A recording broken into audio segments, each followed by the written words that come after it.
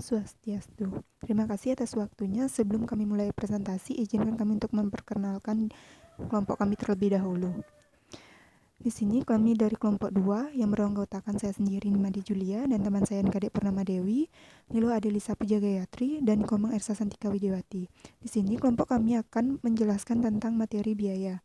Adapun subpokok bahasannya, yang pertama pengertian biaya, yang kedua karakteristik biaya, yang ketiga landasan pikiran dan kriteria pengakuan biaya, yang keempat basis asosiasi antara biaya dan pendapatan, dan terakhir ada pengakuan biaya. Pengertian biaya. Beban adalah arus keluar atau pengeluaran atau pemanfaatan aset atau penurunan aset atau kenaikan liabilitas atau kombinasi keduanya dari pengiriman atau produksi barang, memberikan jasa atau melakukan kegiatan lain yang merupakan operasi berkelanjutan atau kegiatan utama entitas. APBN menjelaskan bahwa seperti pendapatan, biaya timbul hanya dalam kaitannya dengan kegiatan penciptaan laba yang mengakibatkan perubahan ekuitas, pengiriman barang atau dengan kos barang terjual dalam transaksi penjualan merupakan biaya karena hasil bersih atau net result. Penjualan tersebut adalah perubahan ekuitas. Di lain pihak, timbulnya kewajiban untuk pembelian aset merupakan biaya karena ekuitas tidak dapat berubah pada saat pembelian tersebut.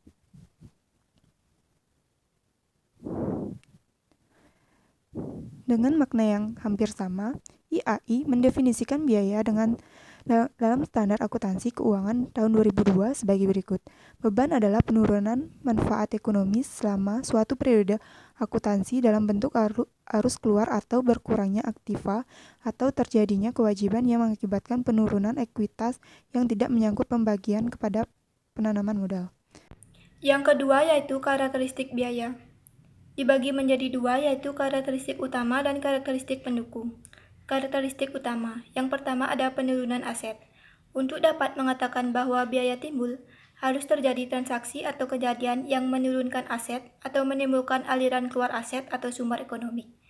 Aset dalam hal ini harus diartikan sebagai semua aset perusahaan sebagai suatu kesatuan. Yang kedua, operasi utama yang menerus. Agar menjadi biaya konsumsi tersebut, harus berkaitan dengan kegiatan utama atau sentral kesatuan usaha. Yang dimaksud dengan kegiatan utama adalah kegiatan penciptaan pendapatan yang direpresentasikan dalam kegiatan memproduksi atau mengirim barang atau menyerahkan atau melaksanakan jasa. Karena dianggap bahwa perusahaan ingin mendapatkan dan mengukur laba dengan tepat, harus ada kaitan logis antara biaya dan pendapatan. Dalam hal ini, operasi utama perusahaan merupakan basis utama untuk menghubungkan biaya dan pendapatan. Berikutnya karakteristik pendukung. Yang pertama ada kenaikan kewajiban. Semua badan otoratif mendefinisi biaya tidak hanya dari sudut penurunan aset, tetapi juga dari kenaikan kewajiban.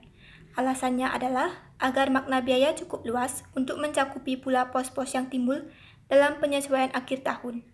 Bila barang dan jasa telah dimanfaatkan oleh perusahaan, tetapi perusahaan tidak mengakuinya sebagai aset sebelumnya atau perusahaan belum mengakui kewajiban atas penggunaan barang dan jasa yang dikuasai pihak lain, perusahaan mempunyai keharusan untuk membayar atau melakukan pengorbanan sumber ekonomi di masa datang sehingga kewajiban akan timbul.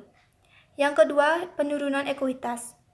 Definisi APB dan IAI secara eksplisit menyebutkan bahwa penurunan aset akhirnya akan mengubah ekuitas atau menurunkan ekuitas. Penurunan ekuitas lebih menegaskan pengertian biaya karena tidak setiap penurunan aset mengakibatkan penurunan ekuitas. Misalnya pembagian dividen kas merupakan penurunan aset tetapi tidak dapat disebut sebagai biaya. Jadi, penurunan ekuitas hanya merupakan karakteristik pendukung makna biaya. Yang ketiga, landasan pikiran dan kriteria pengakuan biaya. Pengakuan biaya tidak dibedakan dengan pengakuan rugi. Pengakuan menyangkut masalah kriteria pengakuan, yaitu apa yang harus dipenuhi agar penurunan nilai aset yang memenuhi definisi biaya atau rugi dapat diakui, dan masalah saat pengakuan, yaitu peristiwa atau kejadian apa yang menandai bahwa kriteria pengakuan telah dipenuhi. Tidak seperti pendapatan, biaya dan rugi tidak mengalami masalah pembentukan dan realisasi. Oleh karena itu, kriteria pengakuan tidak dibedakan dengan kaidah pengakuan, sehingga pengakuan biaya adalah kapan penurunan nilai aset dapat dikatakan telah terjadi atau kapan biaya timbul sehingga jumlah rupiah biaya dapat diakui. Kriteria pengakuan biaya. Biaya dan rugi pada umumnya diakui bila mana salah satu dari dua kriteria berikut dipenuhi. Yang pertama ada konsumsi manfaat. Biaya atau rugi diakui bila mana manfaat ekonomik yang dikuasai suatu entitas telah dimanfaatkan atau dikonsumsi dalam pengiriman atau pembuatan barang, penyerahan atau pelaksanaan jasa, atau kegiatan lain yang merepresentasikan operasi utama atau sentral entitas tersebut. Yang kedua, lenyapnya atau berkurangnya manfaat masa datang. Biaya atau rugi diakui bila mana aset yang telah diakui sebelumnya diperkirakan telah berkurang manfaat ekonomiknya atau tidak lagi mempunyai manfaat ekonomik. Selanjutnya yaitu kaidah pengakuan FASB.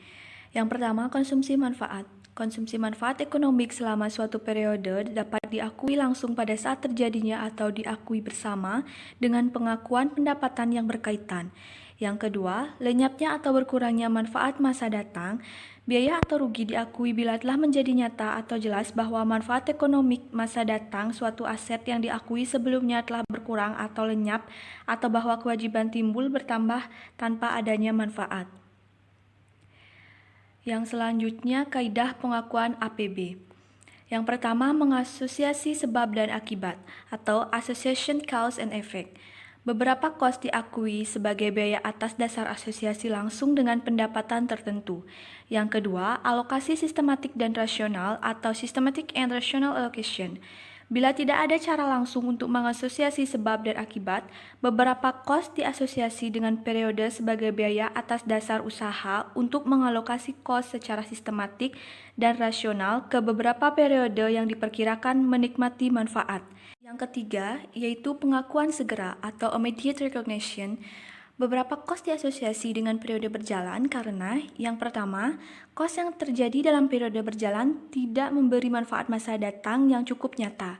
Yang kedua, kos yang dicatat sebagai aset dalam periode-periode sebelumnya tidak lagi mempunyai manfaat ekonomik yang cukup nyata. Yang terakhir, mengalokasi berbagai kos baik atas dasar asosiasi dengan pendapatan atau atas dasar periode akuntansi dipandang tidak mempunyai manfaat yang berarti. Yang keempat, yaitu basis asosiasi antara biaya dan pendapatan. Basis asosiasi adalah dasar penandingan antara pendapatan dengan biaya. Perlu dipertimbangkan basis asosiasi yang menggambarkan penandingan yang secara ekonomik layak. Yang pertama, asosiasi sebab dan akibat. Konsep upaya dan capaian menyatakan bahwa biaya merupakan upaya dalam rangka mendapatkan capaian berupa pendapatan. Ini berarti ada hubungan sebab akibat antara biaya dan pendapatan. Oleh karena itu, basis penandingan yang paling masuk akal adalah sebab akibat. Walaupun basis ini lebih merupakan asumsi daripada kenyataan karena dalam banyak hal sulit untuk dibuktikan secara meyakinkan bahwa biaya menyebabkan pendapatan. Hubungan biaya dan pendapatan merupakan hubungan yang agregat antara berbagai faktor biaya sebagai kesatuan dan berbagai faktor biaya sebagai kesatuan yang lain. Jadi hubungan biaya dan pendapatan bersifat ekonomik bukannya fisis. Hubungan sebab akibat mempunyai validitas karena pengamatan terhadap operasi perusahaan pada umumnya menunjukkan bahwa pendapatan tidak akan terjadi tanpa penyerahan barang atau jasa. Selanjutnya, ada beberapa masalah teknis yang timbul apabila penandingan langsung atas dasar produk yang digunakan sebagai dasar hubungan sebab akibat. Masalah tersebut yaitu yang pertama, identifikasi kos produk. Sesuai dengan konsep penandingan, semua kos produksi harus dibebankan pada produk yang bersangkutan. Kos produk dapat dibagi menjadi dua, yaitu kos produk yang melekat pada produk terjual dan nantinya akan dibebankan sebagai biaya. Kos produk yang melekat pada produk yang belum terjual dilaporkan sebagai persediaan dan dicatat sebagai aktiva sampai produk tersebut dijual. Yang kedua, produk usang atau musiman. Masalah lain yang berkaitan dengan penandingan atas dasar sebab akibat adalah adanya produk musiman yang tidak laku dijual. Persoalannya adalah apakah kos produk musiman yang tidak terjual merupakan sebab sebagai biaya atau bukan sebagai rugi. Patton dan Littleton menegaskan bahwa penandingan harus didasarkan pada kelayakan ekonomik. Sediaan akhir yang tidak terjual sebenarnya merupakan upaya biaya atau sebab untuk mendapatkan penjualan yang dicapai pada musim tertentu. Dengan demikian, tidak selayaknya kos sediaan yang tidak terjual diperlakukan sebagai rugi. Selanjutnya yang ketiga, barang rusak. Apakah kos produk rusak dapat dianggap sebagai upaya atau sebab untuk menimbulkan pendapatan? Bila kerusakan produk merupakan hal yang normal agar mendapat kualitas produk yang baik, kos barang yang rusak dapat dianggap sebagai upaya menghasilkan pendapatan. Sebaliknya, jika kerusakan atau cacatnya produk merupakan hal yang tidak biasa terjadi atau karena kelalaian, maka jumlah rupiah tersebut dapat diberlakukan sebagai rugi. Yang keempat, identifikasi non-produk. Dalam kaitannya dengan penandingan sebab akibat, kos non-produksi tidak harus ditunda pembebanannya untuk dikaitkan dengan pendapatan masa datang. Kalau tidak ada kepastian tentang pendapatan masa datang yang dapat dikaitkan dengan kos non-produksi. Ini berarti asosiasi produk diganti dengan asosiasi perioda. Yang kelima, biaya antisipasian. Adalah biaya yang dianggap menyebabkan timbulnya pendapatan tetapi baru terjadi setelah pendapatan diakui. Kos semacam ini harus diantisipasi dan diakui pada periode terjadinya penjualan, meskipun kos belum terjadi. Selama probabilitas terjadinya dan jumlah rupiah dapat ditaksir dengan cukup tepat, kos antisipasian dapat diakui sebagai biaya periode terjadinya penjualan.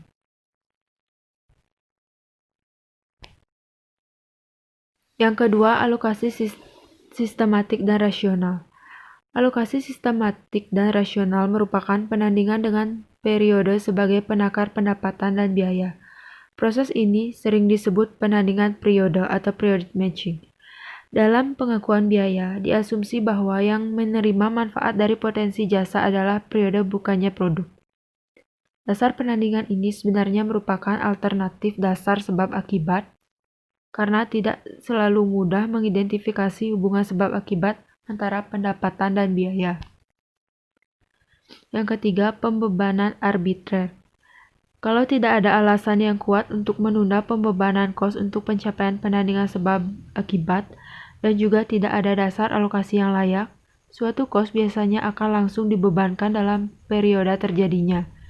Ini berarti bahwa kos ditandingkan dengan pendapatan secara arbitrer.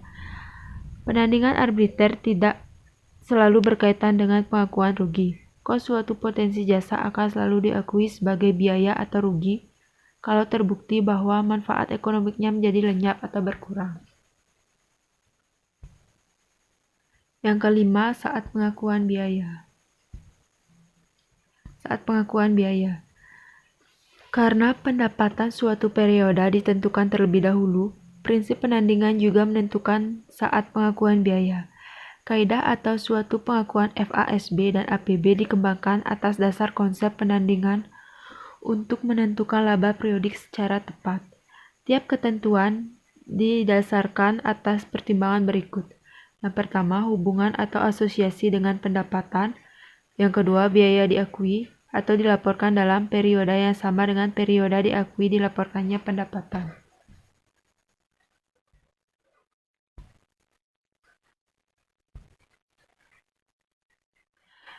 Baik, sekian presentasi dari kelompok kami. Mohon maaf apabila ada salah kata dan kami akhiri dengan Parama Santi. Om Santi Santi Santi Om.